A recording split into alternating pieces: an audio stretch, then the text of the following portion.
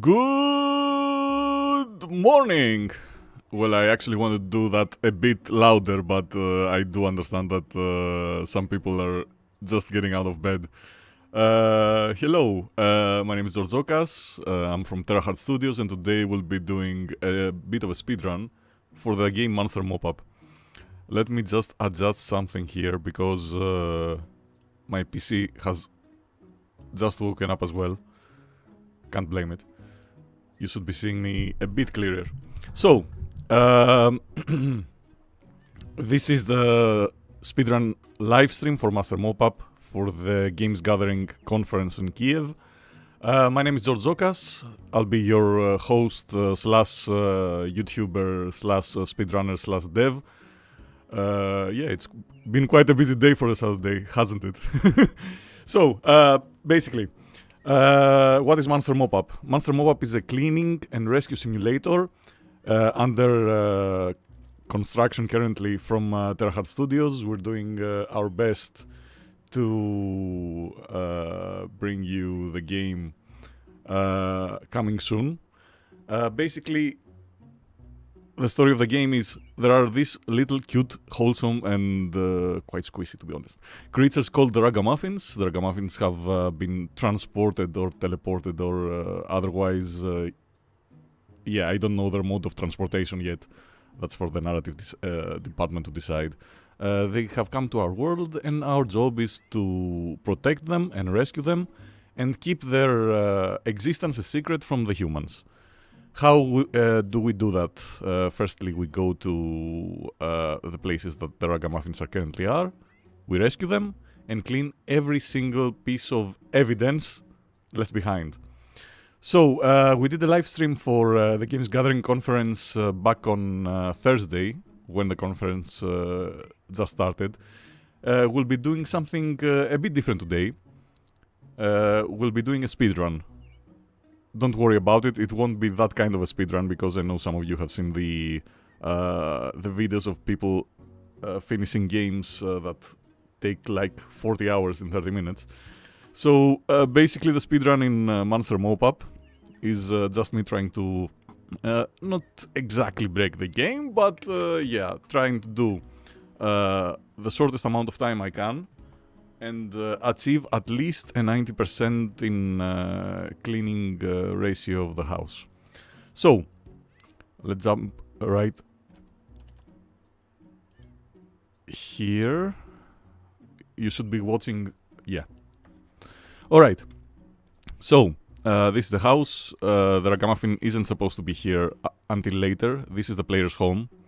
I just used my save file that I've been playing. That's why if you look to the top right of your screen, you'll see that I have 1,575 coins, which are used to unlock things here in the player's home. We do like to keep our Ragamuffins quite comfy. So yeah, down the line,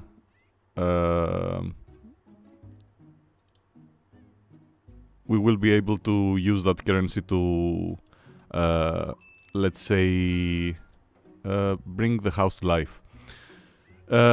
One thing I forgot to mention is that while we're developing Monster Mop-Up, we are looking for a strategic partner in publishing. So, in case you are interested, please drop us a line. So, there are some modes of... there are some pillars to the game. One of these is rescuing the Ragamuffin, which I'll show quite soon. The second is cleaning, of course. You do clean the house. You have to gather up some, let's say, surprises the little Ragamuffin has produced. And also put some things in order. We'll be playing from the demo that is currently available on Steam. You can also play it as well at your leisure. And yeah, this is basically the player's home. That I'm currently showing you some game mechanics in case this is the first time you have ever seen Monster Mop-Up. So let's go to the level actual. Yep. I won't start the time off until also I don't have a timer on screen. because it did bug out when I was trying to actually use it this day. Also, I'd like to say good morning to Spee and Zabdim that are currently watching from YouTube.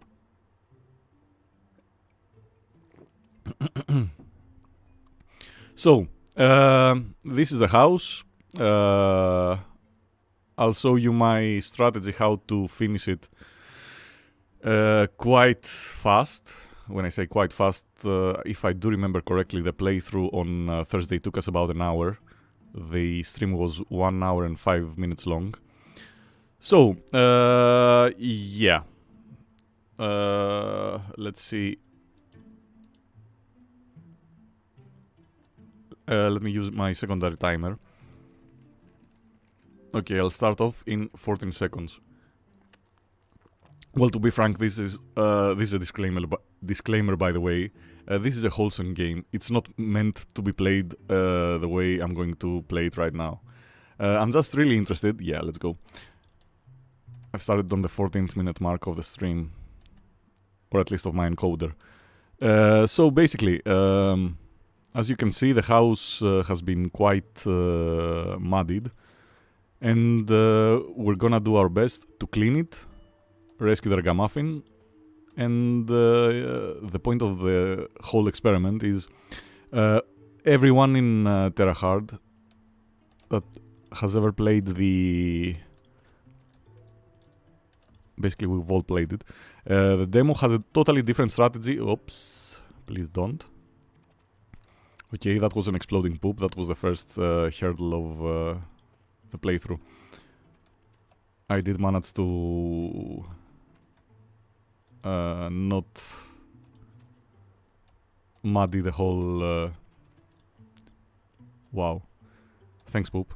That's what I needed. We do have a totally different way of playing. I am quite interested in... Okay, that's the worst start. I mean, I have no words here. Yeah, my morning coffee hasn't kicked in quite yet. So, as I was saying, everyone in Terra Hard has a totally different way of playing this game. My, let's say, favorite playstyles in every single game I play are the alternative ones. Basically, how would a speedrunner treat the game? Speedrunners usually do a couple of things. First of all, they try to break the engine of the game, let's say the barriers, the walls, so they can move faster. And secondly, they actually do use some time-saving strategies, such as, let's say, in games like Dark Souls, they don't use the upgrade system that much. This has been the worst, the worst start of a speedrun I've ever done. So, yeah.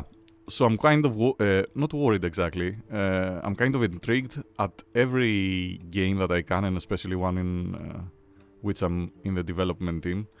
How can we utilize those gameplay styles for fun?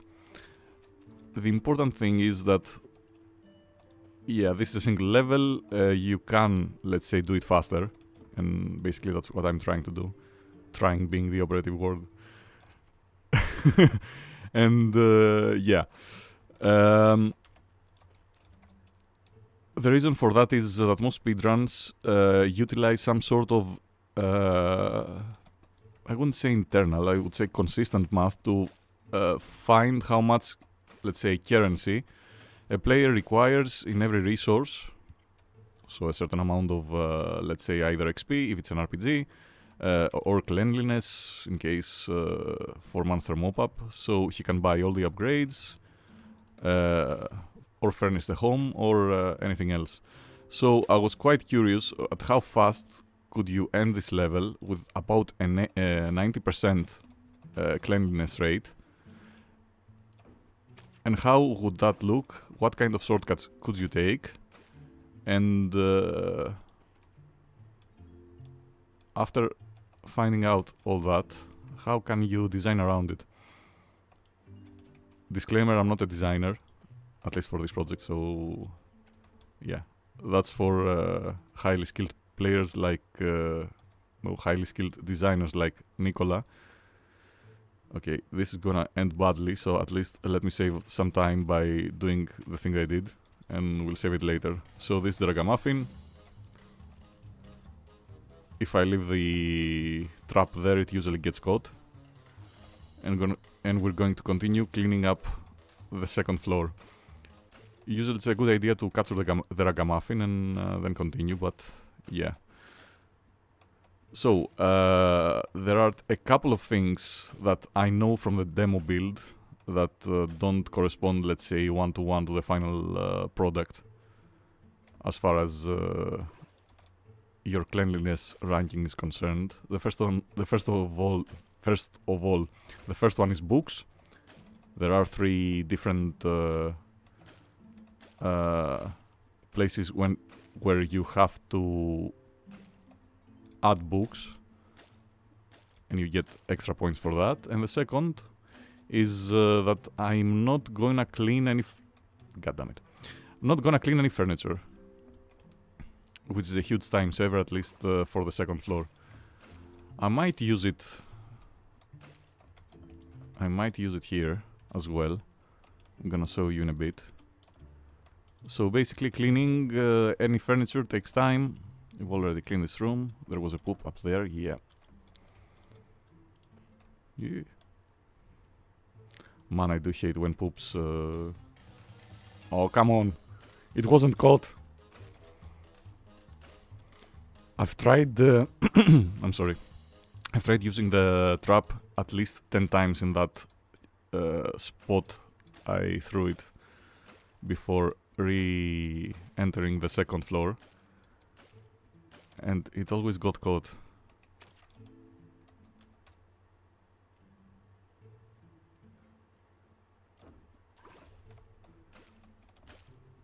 So, the Gothic Mansion has 3 levels, or 3 floors.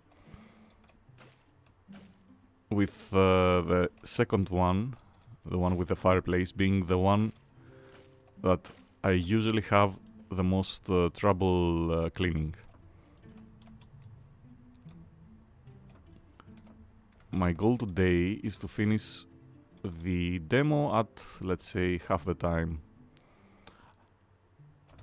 Since there are many ways to speedrun a game, if you go to speedrun.com, you'll see some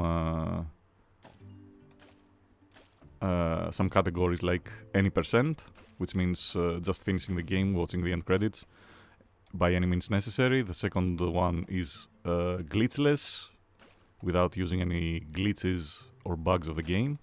And the third one is 100%, which means how many times it takes you to actually finish the game with any and all upgrades or anything else that the game has to offer, which, as you can tell, is the longest. So basically, I think there is a merit or a discussion to be had about the way that games can be designed. Because, yeah. No! Alright. Don't panic. I just lost our bucket water. So, there is a merit to designing games for different playstyles. I mean, we all know that there are 5 different categories of gamers. Or 7, depending who you ask. I mean, I've read so many articles that... sorry for... I just wanted that orb. Listen. I can clean this mess, but... yeah. Don't be that guy, dear Ragamuffin. So, the achievers, as they are called, players playing for the achievement, are... self-motivated people that some of them do like creating their own, let's say, mini-games within games, but also I think in designing, let's say, a strict set of rules, you just might lose a potential player base. Also, sometimes during development, yeah, you do know what makes your game fun on the one hand, but on the second, it's quite a different deal how your players want to interact or find things to do just because they want to do it. Let's say, for example, the latest Zelda game. I know that people playing older Zelda titles are quite fond of it. I know it has been reviewed greatly, but whenever I see a Legend of Zelda, let's say GIF or... yeah, it's pronounced GIF, not GIF. Possibly. When I see on the internet anything Zelda related, it's always someone using the mechanics of the game to create, let's say... Did I finish the upper floor? Yeah, I did. Everything's well here? Yeah. Alright. I'm always watching some contraption someone made using the newer mechanics of the title. That being said, yeah, I know we're not all big budget companies like Nintendo, but the point still remains that you should accommodate for as many, let's say, ways to play the game as possible. Plus, since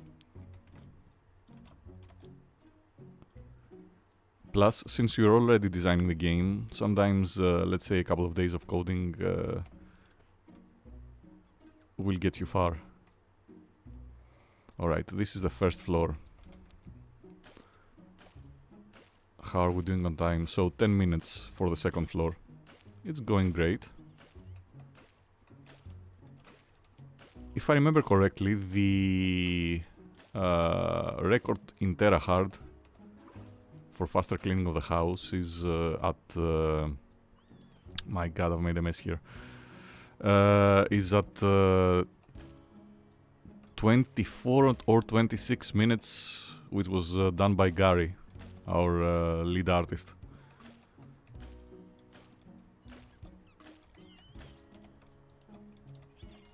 Come on. The slipperiest fingers ever. Alright, so the box won't disappear day, or did I just put it the wrong way in? Anyway. I find that QA, bug hunting and speedrunning have a lot of things in common.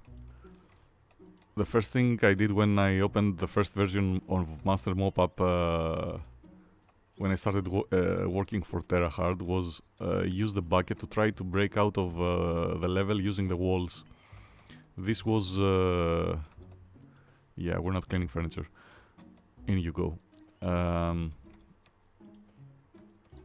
It was a trick I found from a YouTuber, of course, for the Fallout 3 speedrun. And I found it quite hilarious. I mean, Fallout 3 is quite a green game. The whole of Fallout series, but yeah, you know. But I do remember the person getting the bucket and clipping through like 3 sets of walls, 2 levels, and all that stuff.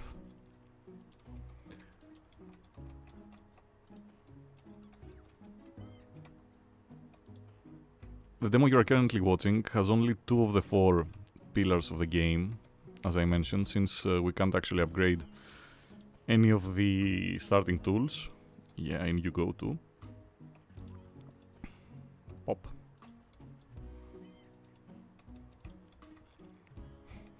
This whole level is basically you're going into an old folks home, which is apparently a gothic castle as well, and you're trying to wipe away any traces of the Ragamuffin. I imagine them returning home and finding their living room empty.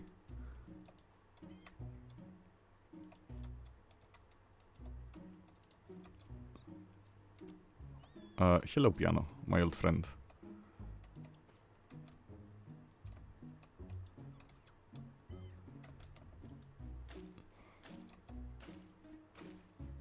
So I'm not sure I'm gonna do books. In you go. Yeah. How did I manage to dirty up there? Which is quite annoying. Because I just deleted or burned some furniture. So I'm not sure I actually can get up there.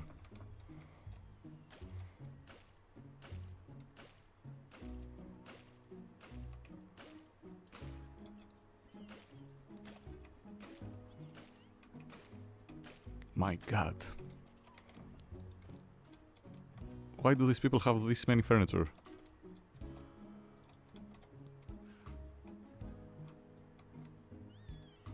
This is a bit tricky. Come on.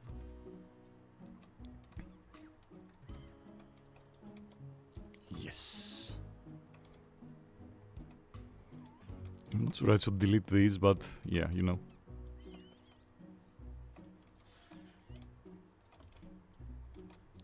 If it makes the run shorter, it's a viable strategy.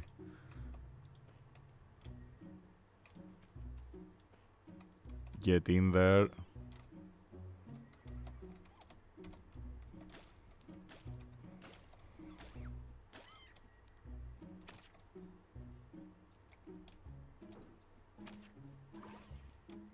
Everything that could have gone wrong with this run has actually already happened. This is the worst speedrun I've ever speedrunned ever. And that's actually coming from a guy that tried to speedrun Bloodborne once for a charity event.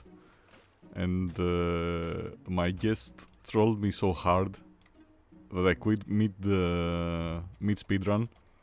I went away for half an hour and returned to finish the game in, if I remember correctly, 3.5 hours.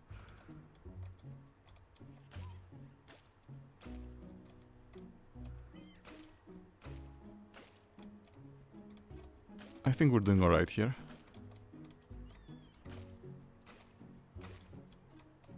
I should stop changing rooms. That's one time saver.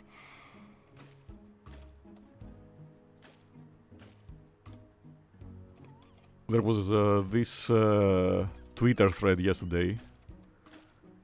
I don't remember who posted the thread. It said, which game did you play the longest in 2023? And I wrote down, Monster Mopap, you have no idea how many hours you need to play a game to actually find and squash all the bugs.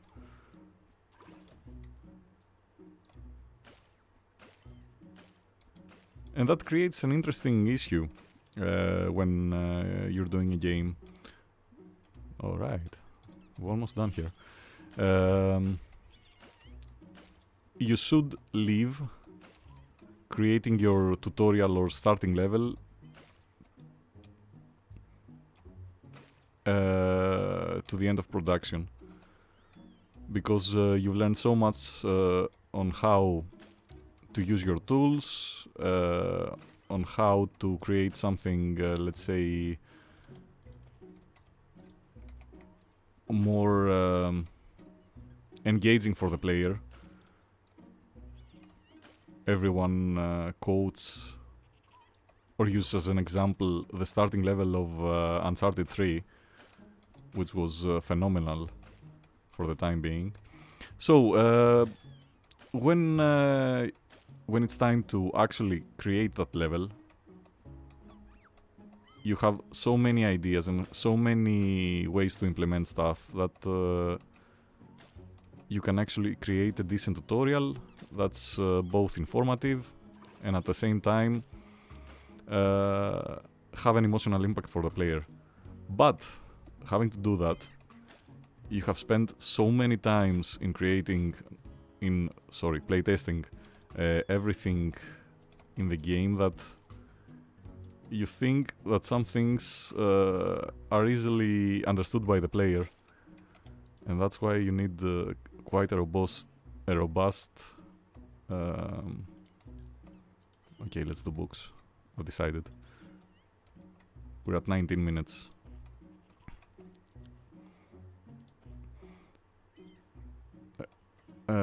Ways to playtest your game. I mean, playtesting can be quite hard sometimes, both emotionally and... yeah, I think I can do this.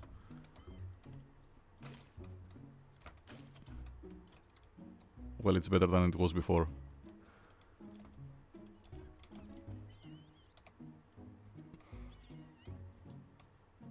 But, yeah. Playtesting is king in my book. And varied playtesting. Sometimes you don't get some... or you think you don't get some useful feedback from the playtesters. Especially if you're doing a niche title, let's say a cozy game or a strategy one. I do have a friend that just released his game on Steam. It's a resource management game. And I do remember him at one round of playtesting going... well, I was expecting some other kind of information from the playtesters. And I was like, you know, you get what you can. But at the same time, I think it's having a varied pool of playtesters. It's quite important for pivoting, in case you do want to pivot. I mean, sometimes you just go ahead with the plan you have.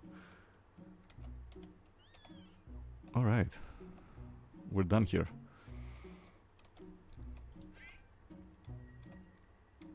Yeah, don't look at me like that. The Ragamuffin is quite disappointed by my time. So we're now at 20 minutes, and we've done 2/3 of the... God damn it. 2/3 of the level. And that's an interesting thing that I just did here, because I maybe should have started from this level because of this box and these poops. It's quite hard keeping a balance when you take a round staircase. Okay, I think there was a poop here. What am I not seeing? I'm not sure cleaning or running some furniture up to burn them is the best strategy. Anyway, pivoting. As I was saying, sometimes you do have a plan and it just works, but sometimes you not, let's say, misunderstood the fun from your game. It's mostly you find something else that you just didn't realize. So, 1, in you go. 2, let's do this Mission Impossible.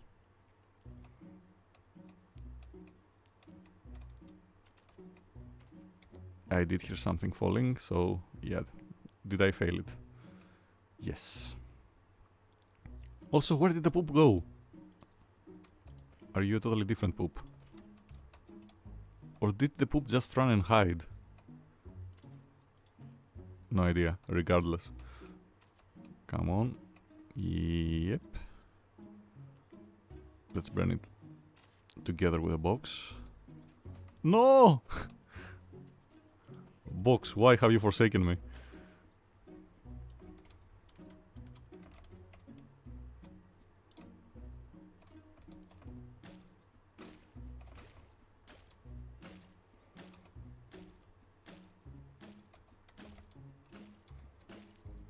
I think we got this.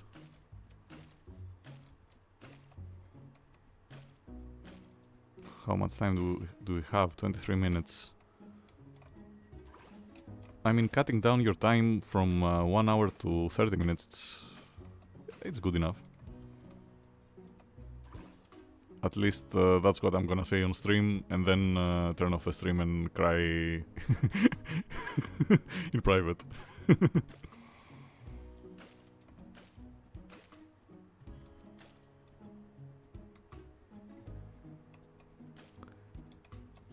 One of the earliest builds I've ever played with the Ragamuffin on Monster Mop-Up was one that the Ragamuffin... I think two builds are my favorite.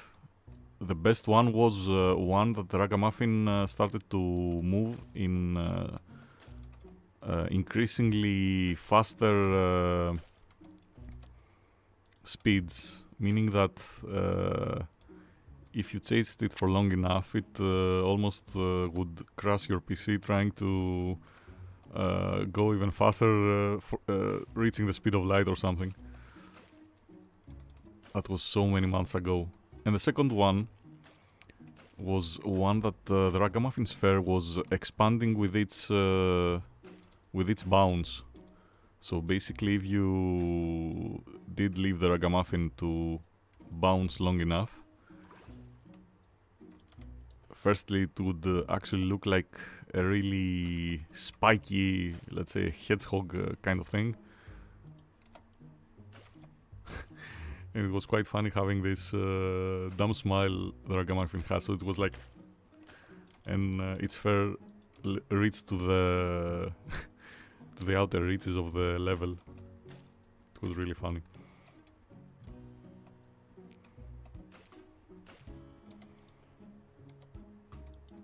I remember reading about a game once. I don't think it's one of those, let's say, trollish games like come on, what's it called?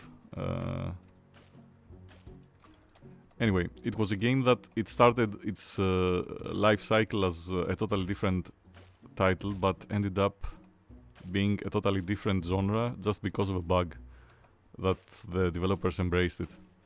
I mean, of course you can't take, or hope at least, for random happenstance to create your game. Plus, you know, everyone has an idea or a design document saying what they would like to create, because everyone would like to create a game on their own. But at the same time, should I clean this? I think for a 90 plus grade, we did great. So let's see. Yeah, nope. I did see some barf over there.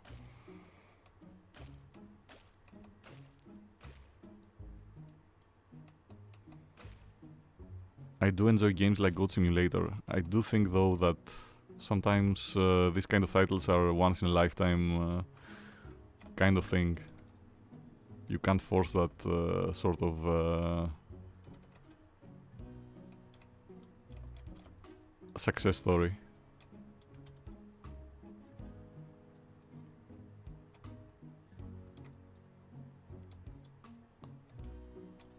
I think we did okay. Yeah. Alright. There are some minor barf, let's say small particles here and there. Yeah. It's time to see what we actually did. So, let me see how much time did I ended up doing. Alright, we did a 100% cleanliness run. To be honest, I didn't expect that. So,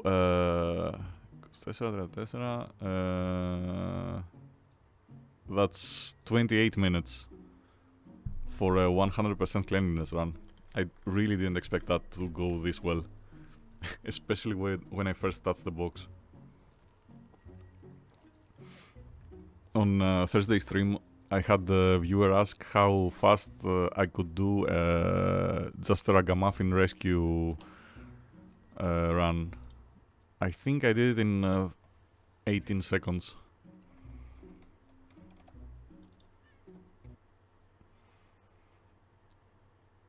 So, since I'll be going in a while, I would like for you to... yeah, no. I was supposed to do a speedrun here. Let me restart that. Since I'll be going in a while, in case you want to ask anything, please do not hesitate. As I mentioned before, we are looking for a strategic partner in publishing. So, in case you're interested, please hit us up.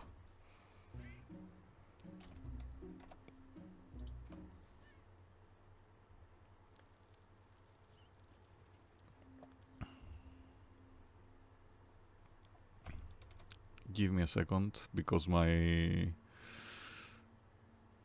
Chrome window is bugging out on me. So, yeah, let's see how fast we can capture the Ragamuffin. Alright, 3, 2, 1, time.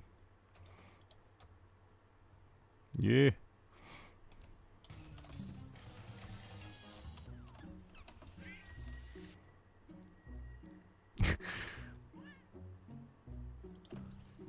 And time. So I did it in 16 seconds. I'm sure a speedrunner could, let's say, clip through the walls or something. By the way, you can't. I've tested it already. And do a better time than me. So, this has been Master Mop-Up. I hope you're having a great games gathering conference in both Kiev and remotely in case you have a digital booth. We will be present at Gamescom, so in case you do wanna grab a coffee or talk business, we'll be there. Josh Cabrera will be there, our lead marketeer slash narrative designer slash a couple of other things that I will not mention because I don't know if he wants to have near his job title. Yeah, he's a talented kind of guy. And yeah, since I'm not seeing any questions, I'll be leaving you. Have a great day. I hope you do enjoy your weekend. And thank you so much for watching. Cheers.